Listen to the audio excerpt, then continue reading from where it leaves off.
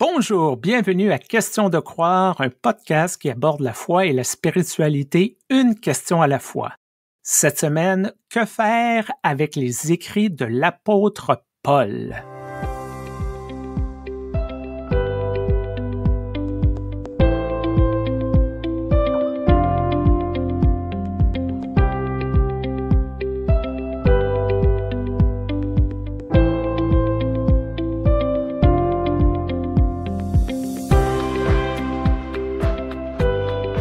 Bonjour Stéphane. Bonjour Joanne, bonjour à toutes les personnes qui nous écoutent. Mais Stéphane, ça c'est une question qu'on t'a envoyée ou une question qu'on a décidé toi et moi? Je crois qu'on s'est imposé ce travail-là. Ah bah quelle idée. En tout cas, c'est vrai que j'ai eu une crise de foi, toujours dans ces années un peu difficiles, les années 2012-2015, puisque c'était les années en francophonie européenne, où d'un seul coup, le fait que des personnes demandent l'égalité des droits au mariage et à la parentalité a déclenché des manifestations terribles de rejet de l'autre. Et parmi certaines de ces manifestations, il y a eu des homélies, essentiellement du côté catholique, mais aussi des prédications du côté protestant, des slogans terribles, des démonstrations théologiques assez, farfelues. Et très régulièrement, c'est ce brave apôtre Paul qui était cité, qui était utilisé comme en quelque sorte l'étendard de la famille hétéronormative.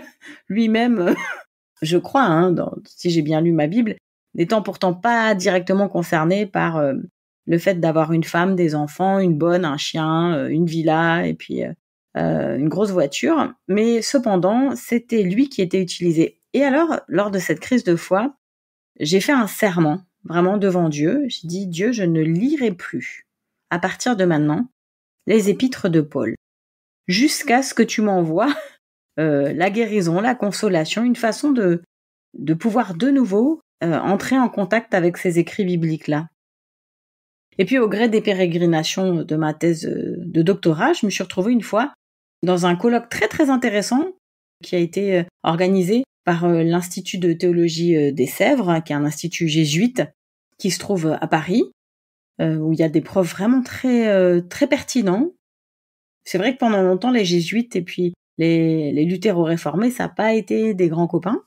Mais on a cela, je crois, en commun, qu'on a un attachement véritable à une lecture éclairée de la Bible et éclairante.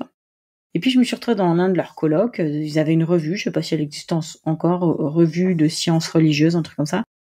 Et là, Élian Cuvillier, qui est un professeur de théologie biblique, enfin maintenant il fait de la théologie pratique, mais à la base c'est un bibliste, il a donné une conférence très intéressante sur Paul. Sur le Paul qui finalement est toujours dans cette démarche du non pas. Donc cette démarche de vous ferez les choses mais non pas, je suis mais non pas, toujours ce va-et-vient entre cette dualité interne de Paul, peut-être on dirait peut-être une personnalité un peu fracturée, enfin voilà. Et il avait fait une conférence où d'un seul coup, parce que j'ai compris que Paul était aussi faillible que moi, aussi pénible que moi, qu'il pouvait avoir des jours d'errance et des jours où il était éclairé, je me suis dit mais c'est comme ça qu'il faut que j'apprenne à lire maintenant les épîtres de Paul. Il faut pas que je les prenne comme des paroles de Jésus, comme la parole de Dieu, mais que je comprenne que Paul est là pour me rappeler à la fois ma capacité à entrer en relation avec le divin, mais aussi combien je suis d'une nature humaine et influencée par tout mon vécu, mes traumas et ma culture. Et voilà, par cette conférence-là, je me suis dit, c'est Dieu qui m'a pris par la main pour que je ne me coupe pas moi-même de cet effet miroir, en fait, que me faisait Paul, je pense. Moi qui étais la grande défenseuse, inclusive, féministe et tout, j'étais pas du tout comme Paul, vois-tu. Bien finalement, quelque part, j'ai retrouvé mon chemin vers Paul, et donc je me dis quand même, la théologie, ça sert à quelque chose parfois. Je comprends très bien ta réaction envers Paul. Je dois avouer, j'ai une relation amour-haine avec Paul. Oui, Paul est souvent utilisé dans les débats sur l'inclusivité de l'Église. J'ai fait quelques vidéos sur Jésus qui rejette personne et qui ne dit rien dans les évangiles sur l'homosexualité.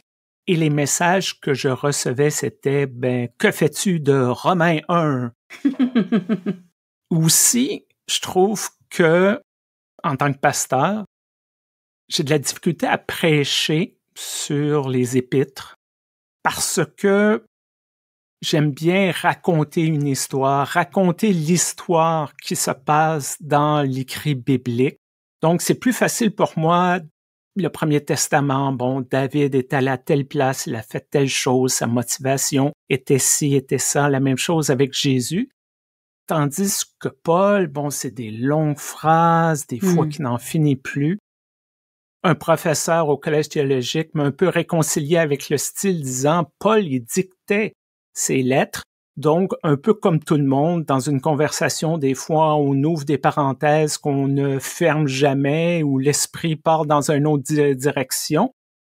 C'est quand même difficile pour moi et un dimanche, si je prêche sur Paul, probablement que l'Évangile et le texte du Premier Testament ne m'inspirent pas du tout. Moi, je me rappelle d'un petit billet que j'avais écrit pour Réforme. En fait, il y a eu un bouquin qui est sorti sur Paul, un bouquin qui a fait pas mal de retentissement. Après, chacun en pense ce qu'il veut, ce qu'elle veut. Moi, je n'ai pas très envie de donner le titre du bouquin ni l'auteur, je suis pas complètement d'accord. Mais du coup, je comptais pas réagir là-dessus, n'étant pas bibliste. Mais comme je suis une théologienne féministe, une des journalistes m'a dit « Ah, tu ferais pas un petit billet sur Paul pour donner un peu ton vécu, ton ressenti de théologienne féministe sur Paul ?» Et j'avais comparé dans ce billet Paul à cet aîné dans la foi. Tu sais, le tonton un peu de l'église. On l'aime bien d'abord, il est là, puis il est sympa, puis il fait des blagues, pas toujours très très appropriées, disons. Mais il est là, et puis c'est quand même un peu le premier à déplacer le sapin quand la période de Noël est terminée, puis c'est un peu le premier, si une maman a les mains prises, à lui porter un bébé. Enfin, il est sympa dans le fond. C'est juste que sur certains sujets, qu'est-ce qu'il est lourd. Puis alors des fois, quand il faut envoyer un délégué quelque part, il se propose parce qu'il a un petit peu de temps, et puis des fois on a des retours, on n'arrive pas toujours à se sentir à l'aise ou aligné avec ce qu'il a dit lors de la réunion pour représenter la paroisse. Mais après tout, il a sa place aussi dans la communauté. Et moi, Paul, j'ai un petit peu ce rapport avec lui. C'est ok, il est là, il est dans la Bible, il apporte des bonnes choses. Puis il y a quand même une grande partie de sa façon de discourir avec laquelle je suis pas à l'aise, en fait, ça me représente pas, je suis d'accord que ce soit là, je comprends pourquoi, mais très peu pour moi, quoi. Et en même temps, lorsque j'ai dû travailler sur Paul, j'y ai découvert un côté un peu révolutionnaire. Peut-être quelque chose avait connu avec mai 68. Paul était un radical, il croyait au retour imminent du Christ, qu'un monde nouveau était pour débuter. Et Paul avait cette idée que on n'avait plus de temps à perdre avec les divisions, avec les détails de ce monde. Hommes, femmes, libres, esclaves, grecs, juifs, c'est plus important. On crée une nouvelle société, on crée un nouveau monde. Et il y a un côté, oui, un peu extrême, mais il y a un côté très attachant. Quelqu'un qui va jusqu'au bout de son idée, jusqu'au bout de sa réflexion. Peut-être c'est pas ma tasse de thé, mais je peux voir que il croyait vraiment à ce qui s'en venait, ce nouveau monde, cette nouvelle façon d'avoir une relation avec Dieu, cette nouvelle façon de vivre sa foi. Et je comprends que plusieurs personnes ont été inspirées par ce message, par cette personne qui devait avoir un charisme plus grand que nature, probablement. Il y a quelque chose qu'il faut se réapproprier, je crois, en tant qu'Église, ce côté d'ouverture.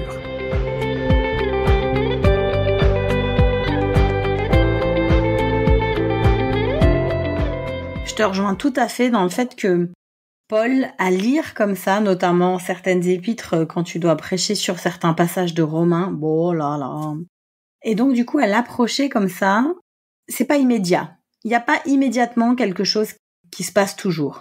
Par contre, quand j'ai raconté la vie de Saul Paul aux enfants en Godly Play, quand j'ai raconté aussi un peu toutes ces cascades, tout ce qu'il a fait là, avec son grand panier, toutes ces régates sur les petits coins là, de la Méditerranée, puis les différents endroits, d'un seul coup, je me suis dit, mais quand même, c'est quelqu'un d'admirable. Pas sur tous les sujets, et il n'arrive pas toujours à me parler. Il a un côté héros-anti-héros, en fait. Ce petit côté héros-anti-héros, c'est un petit peu comme si on commence à s'attacher à Paul, on se dit « Ah, mais vraiment, il est cool, j'aimerais bien être comme Paul. » Et puis après, il dit un truc, il fait un truc. Et on se dit « Non, mais en fait, c'est pas à Paul que je dois m'attacher. » Et c'est peut-être ça qui sauve, en fait, toute cette relation. Et donc, je suis toujours un petit peu gênée aux entournures quand je constate qu'il y a des doctrines d'église qui sont fondées sur Paul. Parce que moi, j'ai l'impression que Paul n'est pas là pour qu'on fonde nos églises sur sa pensée, mais qu'il est là pour justement nous titiller, nous amener à nous poser des questions là où ça dérange, là où le côté un peu lisse de Jésus, tu vois, ce côté un peu aimer tout le monde, être gentil, même si 2-3 fois il s'énerve un tout petit peu, mais globalement, il faut aimer tout le monde, et puis ouvrir, et puis aller voir les pêcheurs et tout et tout. Il a moins ce côté lisse, en fait, Paul, et du coup, ça nous titille un peu plus.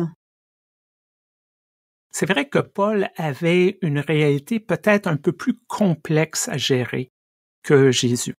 Jésus avait ses disciples, ceux et celles qu'il suivait. C'était quand même relativement un petit groupe. Paul a à gérer un chapelet de communautés de foi un peu partout dans la Méditerranée et on remarque que plusieurs de ses lettres, c'est pour régler des problèmes.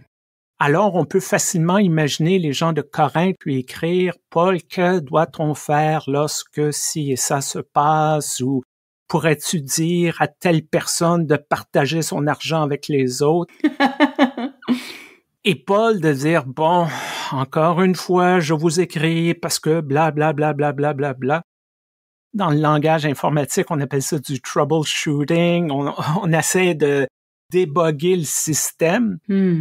Il y a des choses, naturellement, qui ne s'appliquent plus de nos jours, qui est moins pertinente. Il y en a d'autres, être généreux, accueillir tout le monde, je pense que ça passe à travers les siècles. Et c'est peut-être ça, un des problèmes qu'on a dans nos églises, c'est que on lit souvent Paul à travers le prisme d'un lectionnaire ou à travers le prisme d'études de théologie. Mais rarement on va lire la lettre au complet. Rarement on va prendre le temps de remettre ça dans le contexte. Un exemple, on dit souvent Paul, c'est contre les fans. Mais lorsqu'on prend le temps de lire le début, les fins de ses textes, surtout les épîtres qu'il a écrits lui-même et non pas les épîtres qui lui sont attribuées, on trouve des femmes partout. Junia, Prisca, des femmes d'affaires relativement importantes comme Lydie, comme Chloé. Elles sont souvent nommées au début de lettre, à la fin de la lettre, des salutations spéciales. On se rend compte que c'est des femmes actives, impliquées dans leur société, qui sont généreuses, qui subventionnent ses voyages missionnaires. Elles lui offrent l'hospitalité. Sans ces femmes, Paul n'aurait jamais été capable de faire le début de tout son travail missionnaire. Donc, Paul avait une bonne relation avec les femmes, mais j'ai l'impression que c'est par après qu'on dit, bon, mais non, ça c'est pas important, ça, ce passage-là. Non, le vrai bon passage pour l'Église, c'est ceci, c'est cela, la théologie et tout ça. Je suis assez d'accord sur le fait que, pour moi, Paul, il est clairement misogyne, sur plein d'aspects. Mais, et ce mais est très important, je pense qu'il savait discerner les charismes. Qu'il se disait, il y a quand même des personnes, des femmes qui sont capables. Et ça, c'est très important, surtout à cette époque-là, parce que discerner des charismes en 2025, ma foi, si on le fait pas en église, ça va s'arrêter tout seul. Mais à son époque, il y a à peu près 2000 ans, franchement, c'est louable. Il y a autre chose que je trouve touchant chez Paul, c'est lorsqu'il évoque l'épine dans sa chair. Et par rapport à l'épisode qu'on a fait sur la santé mentale, la dépression, je trouve ça hyper intéressant de se dire que Paul, c'était quelqu'un qui vivait avec quelque chose qui l'handicapait, qui le gênait, qui le troublait. Dans certaines théologies queer, bien sûr, des relectures ont voulu imaginer, essayer de projeter là-dedans, de se dire, mais est-ce que Paul était queer? Et peut-être est-ce que c'était ça l'épine dans sa chair? Dans certaines théologies du handicap, on se dit, mais peut-être qu'en fait, Paul avait un handicap, on ne sait pas lequel, quelque chose lié à son épaule, justement. Et puis dans d'autres théologies qui s'intéressent à la santé mentale, on se dit, bon, peut-être qu'en fait, ce qu'on voit là, c'est une personnalité, quelque part, qu'on dirait maintenant bipolaire. Je ne sais pas si on dit encore bipolaire, on dit peut-être plus ce terme, c'est peut-être plus un terme qui est honorant, mais voilà, une personnalité avec des hauts et des bas, avec des changements un petit peu comme ça d'idées brusques, parce que c'est un petit peu caractéristique chez lui, de changer brusquement d'idées sur certains sujets. Et donc, moi, je trouve ça émouvant et touchant qu'il en parle et qu'il le dise. Et c'est vrai qu'il y a aussi ces moments où il s'appelle lui-même l'avorton, c'est ça, je crois, l'avorton du Seigneur. Et c'est aussi un peu caractéristique des personnalités un peu intenses, qui d'un côté sont finalement des personnalités assez leadeuses ou comme ça, un peu charismatiques, mais qui après disent non, mais je ne sais rien faire, je ne peux rien faire, et qu'il faut rassurer, quoi. Et ce que tu dis là, peut-être explique comment les disciples de Paul, comment les gens qui l'ont suivi, qui ont écrit en son nom, ont tenté de égaliser les choses, de ramener les choses vers les normes de la société. La première lettre de Timothée, par exemple, où on dit célèbrement que les femmes doivent demeurer en silence, etc., etc. C'est pas Paul qui a écrit ça. Mais on sent que le patriarcat, un peu après, dit, bon là, Paul a peut-être déconné, il a peut-être allé trop loin, on va ramener ça dans les normes de la société qui est acceptable. Et je crois que peut-être on fait mal notre travail, peut-être les églises, de rappeler tous ces épîtres traditionnellement attribués à Paul, mais qui ne le sont pas. Colossiens, Éphésiens et ainsi de suite. Les meilleurs théologiens aujourd'hui, les plus sérieux, disent ça n'a rien rapport avec Paul. C'est des gens qui ont créé après et justement, on normalise les choses, on aplanit les choses parce que peut-être Paul avait ce côté-là un peu dans les extrêmes. Peut-être comme Martin Luther, c'est peut-être un des grands traits, des grands leaders historiques de l'Église chrétienne. Peut-être, je ne sais pas. On a voulu l'effacer ou du moins l'atténuer pour que ça soit digestible, pour que ça soit dans une bonne église, dans une bonne paroisse.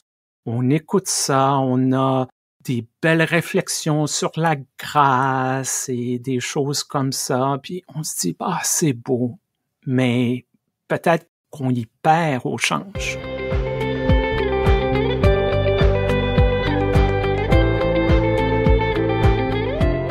J'aimerais du coup parler un petit peu de Lynn Marie Tolstad, qui est cette théologienne qui présente très bien la théologie queer, qui l'enseigne d'ailleurs dans ses cercles à elle. Je ne sais plus si elle enseigne dans les pays nordiques ou bien en Amérique du Nord, mais en tout cas, son livre a été traduit en français, donc ça s'appelle Théologie queer. La couverture vaut le déplacement. Bon, voilà, je suis un petit peu dubitatif sur ce genre de couverture qui font un peu effet d'annonce. Mais en l'occurrence, elle a tout un chapitre sur le fait qu'il faut arrêter maintenant de faire de l'apologétique quand on fait de la théologie queer. Il faut se libérer aussi de ce besoin donc de tout le temps se défendre face à. Et elle parle de ce rapport étrange qu'on a justement aux écrits de Paul, notamment ceux qu'il n'a pas écrits, ce qui est encore de plus en plus loufoque là aussi, et de dire arrêtez de dire oh, Paul est nul et Jésus est génial, par exemple, ou arrêtez de vouloir expliquer dans les détails la question des viandes qu'on mangerait ou de la circoncision qui sera acceptée. Elle fait une démonstration par l'absurde qui est très très drôle et qui a fait mourir de rire le public auquel j'ai parlé des questions de théologie queer à l'antenne LGBT de Genève, parce qu'à un moment donné, elle fait une démonstration sur les questions de vie sexuelle, voilà, ne pas faire ceci, comme le passage là, c'est que les hommes ne vivent pas comme des femmes et les femmes ne vivent pas comme des hommes, etc.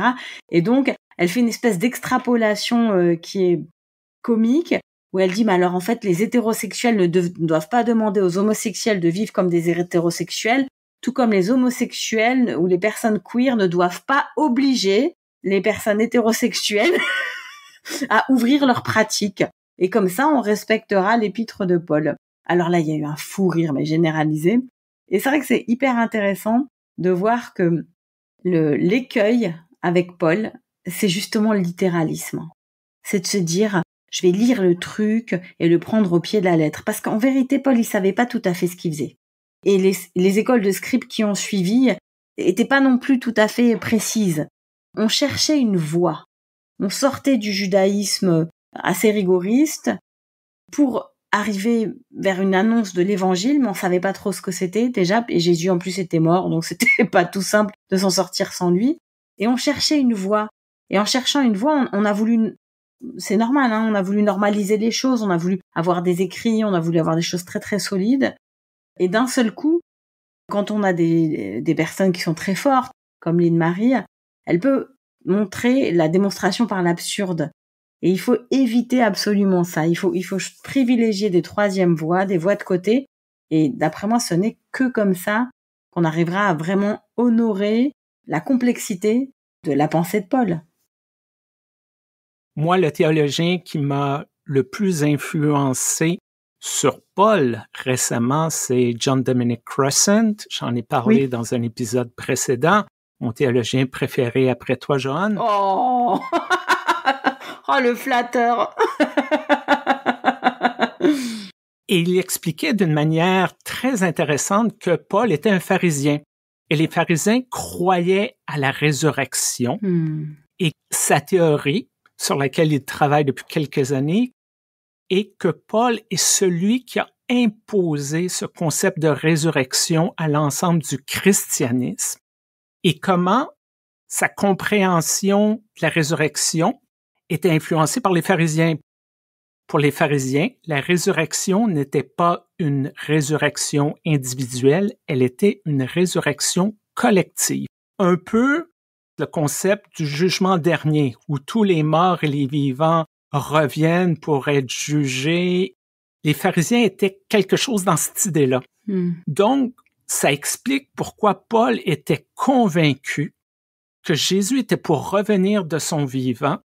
Jésus ne pouvait pas ressusciter seul. Il était le premier, il a ouvert la porte, les autres s'en venaient. Et ça explique aussi peut-être le côté d'urgence de Paul. On n'a pas de temps à perdre, ça s'en vient, on met nos vies en ordre, tout va bien aller.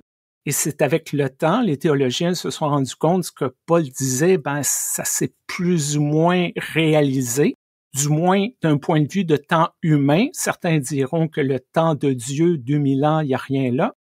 Mais présenté de cette façon-là, j'ai trouvé ça très intéressant comme présentation parce qu'on voit l'évolution de la pensée chrétienne, sachant que Paul est le premier auteur de la chrétienté, bien avant les évangiles, et comment il y a un lien entre une espèce de théologie juive et une théologie chrétienne naissante.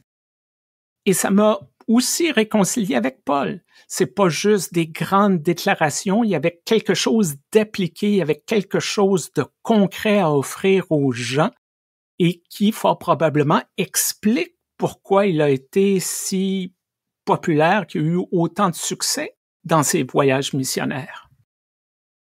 Et moi, j'aimerais bien terminer par une parole pour laquelle je suis reconnaissante de Paul. Une parole qui me guide aussi dans mon ministère maintenant que je suis responsable cantonal jeunesse pour l'Église évangélique réformée du canton de Vaud. C'est en 1 Timothée 4:12, quand il est écrit que personne ne méprise ta jeunesse. Et je trouve ça très très beau qu'il y ait un tout petit bout de Bible qui dise ta jeunesse, ça doit jamais être un sujet de moquerie, ça doit jamais être un sujet d'être humilié, ça doit jamais être un sujet de t'empêcher d'agir ou de parler. Je trouve ça très très important pour les jeunes qui sont là Et moi, je coordonne. Je sais pas trop ce que je coordonne. Je sais que eux, en tout cas, ils me coordonnent pas mal. Et puis, la suite, elle est pas facile. Et c'est vraiment le côté paulinien, quoi. Ça commence bien. Que personne ne méprise ta jeunesse. Et puis après, tout de suite, c'est la voie étroite, hein. Mais sois un modèle pour les fidèles, en parole, en conduite, en charité, en foi, en pureté. Je trouve que ça résume bien Paul. Au début, il te lance, tu dis, ah, ça c'est pour moi. Et puis d'un coup, bah, il te remet la voie étroite. Voilà, comme tu dis, c'est un pharisien. Il parle depuis son point de vue situé. Et c'est beau aussi de s'honorer les uns les autres quand on parle de nos points de vue situés, même si maintenant il va falloir qu'on continue à travailler ces épîtres et en faire quelque chose pour nos dimanches matins. Merci Joanne pour cette conversation. J'espère qu'on vous a titillé, qu'on vous a excité peut-être au sujet de Paul, du moins pour ceux et celles qui ont peut-être de la difficulté avec cet auteur de la Bible. On voudrait remercier en terminant l'Église unie du Canada, notre commanditaire, et attirer votre attention vers le site internet moncredo.org où il y a plein de réflexions pour approfondir sa foi et sa spiritualité. Peu importe la plateforme sur laquelle vous écoutez, n'oubliez pas d'aimer, de vous abonner, de partager. Si vous avez des commentaires, si vous avez des questions, si vous avez des suggestions de thèmes, questionsdecroire@gmail.com. Merci beaucoup, Joanne. Merci Stéphane. À très bientôt.